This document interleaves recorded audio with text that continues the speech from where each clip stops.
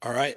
Welcome to the weekly press conference. Excited for another home Vandal football game. I'm really excited to welcome Utah Tech into the Dome this week. Some exciting stuff from last week. Obviously, getting a lot of national attention with our Fighting Tater initiative and everything that went along with that. So we're really pleased with that. We have another great week of some exciting stuff with the 50th anniversary of the Kibbe Dome is this week. We will have some more exciting things to go along with that as we get throughout the week. We'll have some announcements. But we're really excited to celebrate this wonderful facility we call home, everything that's special about it, and what makes it really special is our fans, and we're really excited to play another home game in front of them. So other things on the docket this week, men's golf will take part in the Palouse Collegiate at Washington State starting tomorrow. Volleyball is on the way to North Dakota State for their tournament there. They play 3 matches there. Soccer is on the road at Grand Canyon University and then in California on Sunday. So with that, we'll go ahead and turn it over to Coach Ford for reaction and talking about next week's opponent. So, Coach. All right, thanks, Jarek. A lot more fun coming up to talk on a Monday after a win. Very excited about the first win for the 2025 Vandals. I thought our kids played really, really hard against a quality opponent. I think people may have made a mistake thinking that St. Thomas was going to be some type of rollover game. That's a very well-coached group. Coach Caruso did a very nice job with their plan, especially offensively, and we were fortunate enough to come out of there with more points than them. Definitely want to improve some things defensively this week. Definitely want to improve our communication and got to continue to work on our discipline. Very unfortunate having 13 penalties for 104 yards. Now, after watching the tape, I don't know that 13 penalties were really the 13 penalties that should have been called, but again, not to complain about the officiating. But excited to have you guys back and want to open it up for any questions from you guys. We have a microphone for questions as well.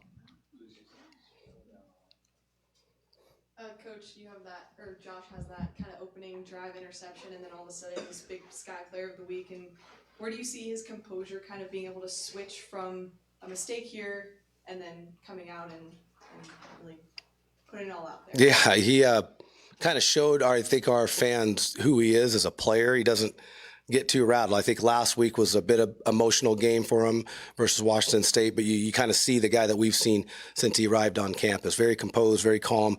And, the interception early, I think he just had a predetermined thought, didn't read the coverage, but from there, didn't let that affect him in any way, shape, or form. It was one play to him, and he had to go make a ton of other plays, and he definitely did that. I promise it's the last time I'll ask about it, but Saturday night, maybe even Sunday morning, when maybe the adrenaline kind of went away, were you able to revel in, the fact you got your first win under your belt?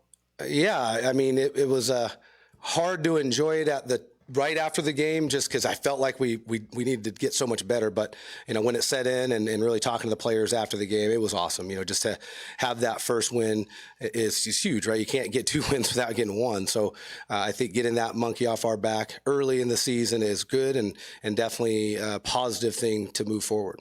When you watched the film, what was maybe something that stood out about Joshua and the entire offense that you could see from that view that you maybe didn't pick up from the sidelines? I think Joshua played exceptionally well and just kind of took what the defense gave him.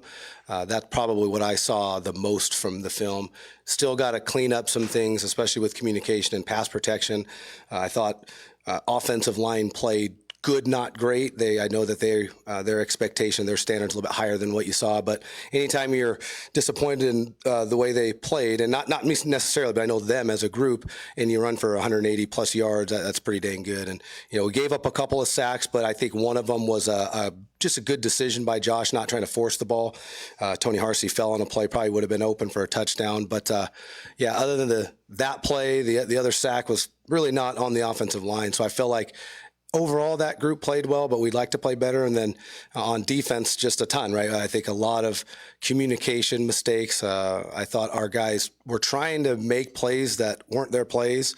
We had guys reading out of blitzes when we're in play at calls and things like that. So just some uncharacteristic things from this group that we hadn't seen in fall camp in week 1. But I'm glad that we got them on tape, and we're able to learn from this and not take the L as well. So. Coach, what do you feel like is the biggest difference you've seen in the way you guys have played from week 1 to week 2? I think offensively we're just way more composed. Like I think our quarterback was settled down. We were a lot more balanced offensively. Defensively, again, just I thought you saw the reverse. Some things that we did well in week 1 we didn't do as well, especially stopping the run. They ran for over 200 yards, 6.1 yards per carry. So definitely some things that we got to work on both sides, but encouraged on offense. And I know our guys will take a hard look at that tape over the next couple of days and really improve defensively as well.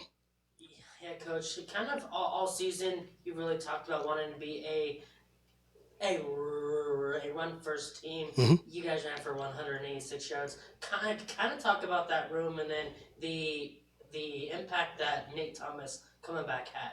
Yeah, Eli was a little bit banged up this week, so it was great to get Nate back. He was kind of a late addition. We weren't sure early in the week, but he looked really good Wednesday, Thursday, Friday, so we wanted to get him involved. And if we could take care of Eli, do that in the process. And anytime you have guys like those three, you feel like, hey, we don't need to press our kind of bell cow running back to play in a week 2 game because we can do it without him.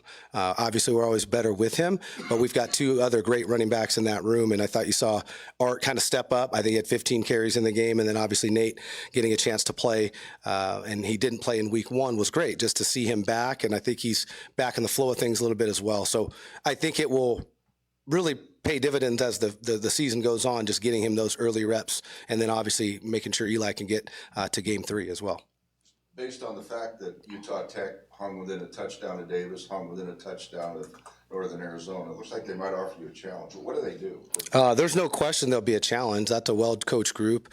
Lance Anderson is a guy that has done it at a high level. He was at Stanford as a defensive coordinator for a really long time. And I've got a chance to know Coach Anderson over the years. Used to work their camps back when I was at University of Puget Sound and Simon Fraser. And what I do know is they're going to be disciplined and they're going to fly around defensively. They are kind of a mix of coverages in fronts. They're going to be in some personnel match stuff that you get big, they're going to get big. You get skinny, they'll put another DB out there.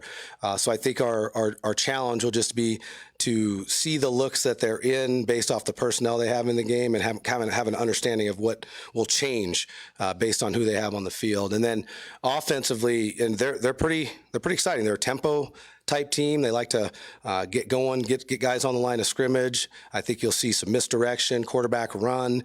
I think you're going to see some different personnel groupings. I mean, they're from anything from 10 to 13 personnel. So I think they'll definitely pose some challenges, right? They're a good football team, and really, if you look at the 2 games they played, they kind of had Davis beat. I believe they were up 17-7 in the fourth quarter, and then came back from being down 34-17 to make that one close last week as well. So definitely a challenging opponent.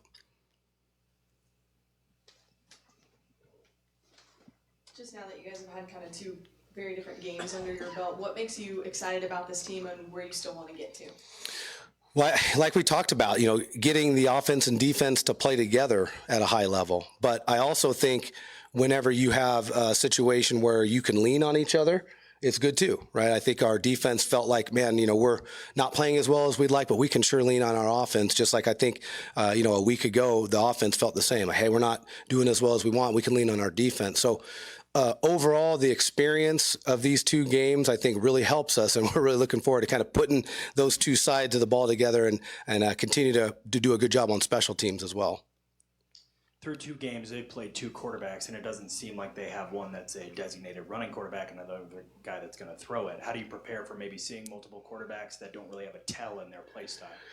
They're going to be similar regardless of who's in there. I think both those quarterbacks are similar guys, so you kind of plan for the scheme and then adjust to who they go with.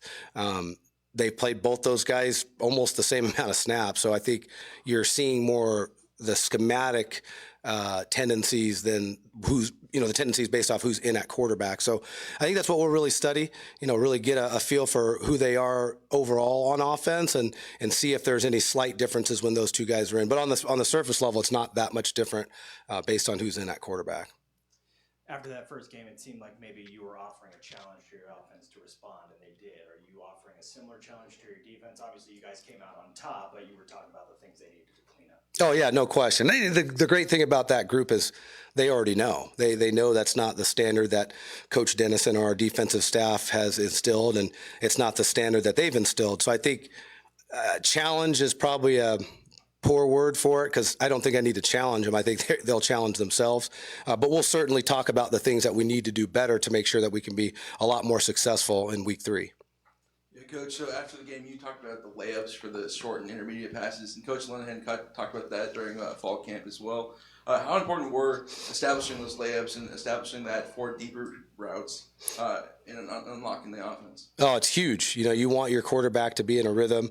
Anytime you can throw the ball on time, complete passes, feel like we're moving the chains every time we throw it, it just builds confidence. And I think that it really helps slow the game down for the quarterback. And when the game slows down for that kid, he's going to be pretty good. And what about defensive adjustments? You talked about it a little bit, but what kind of defensive adjustments do you have going into this next game? Well, I think the first half of the game defensively, we had a lot of checks based off of motions and shifts. And then you saw us calm down a little bit towards the end of the second quarter and then into the second half with more play it calls, where we're just in some calls that we feel really comfortable with. We know the adjustments within the calls. And I think even though it may have shortened our menu of calls, I think our guys played faster. And so I'd look to see us do some more similar things, things that we're really good at, things that we can play no matter what they come out in. And so hopefully we can continue to do that this week as well. Obviously, Joshua Wood exploded in this last game. What would you like to see him improve on in the next coming weeks? Just be consistent now, right? I think what you saw from him, that we should get that from him just about every game. A little over 200 yards passing, hopefully closer to 300 this week. He was pretty close last week, I guess. I was 280 something.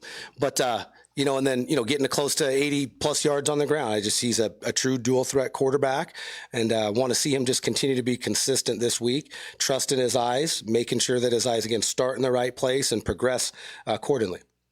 This may be looking a little too far down the road, but these guys just played NAU and UC Davis in back-to-back weeks. Later this season, you'll do the same. Does it benefit you at all seeing this team go against conference opponents in their couple games this season and get it ready, or maybe does it even hurt you sometimes? No, I think it definitely helps. I mean, you're getting a chance to see, both of their offenses and defense. I know for me, watching both sides of the ball, I'm seeing it all. I'm getting a chance to get a preview for those schools.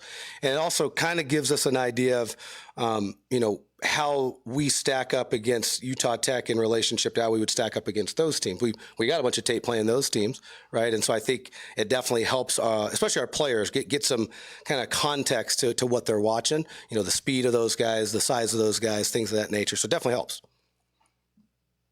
More questions? Yeah. What does your health look like this week? Everybody come out okay? Or? Yeah, I mean, Emerson, he was a little bit banged up, right? Couldn't finish the game. We'll see how the week progresses for him. Hopefully we can get Michael Graves back. He's got kind of a little bit of a nagging injury, but I know he's very determined to be back. But other than that, we're pretty healthy. We've been very fortunate so far, knock on wood. So we'll hopefully keep that rolling into week 3, but definitely healthy. As long as I have the mic here, Yep. Are you getting deep enough into the season where you can kind of expand your depth, get more kids into the games?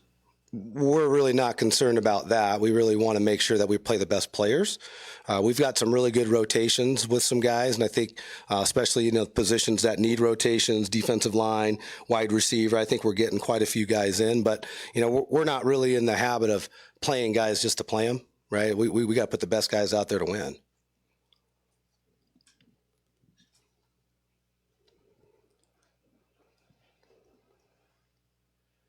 Tell me about LJ Harm, his punting. It's been crucial against WSU. He locked WSU in the 20-yard line multiple times, in the 10 multiple times. Locked St. Thomas in the 20 multiple times. Can you tell me how crucial his punting's been to your team and special teams. Yeah, he's been critical. I mean, I think a lot of times in special teams, you like don't realize how good your guys are. You really just realize how if they're bad, like when they make mistakes. And I think LJ is showing that when you do it right, it looks good too. And he's really been a weapon on punt. We talk about that unit as being like a weapon because again, you haven't done what you're supposed to do on offense.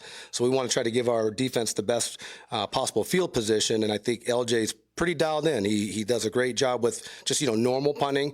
And then you get into those like situational punts, like pin punts and things like that, rollout punts and things like that. He's also been exceptional. So he's off to a really good start. He's way ahead of where he was a year ago. And I think it's a testament to the work he's put in. Awesome. Thank you, guys. V's up.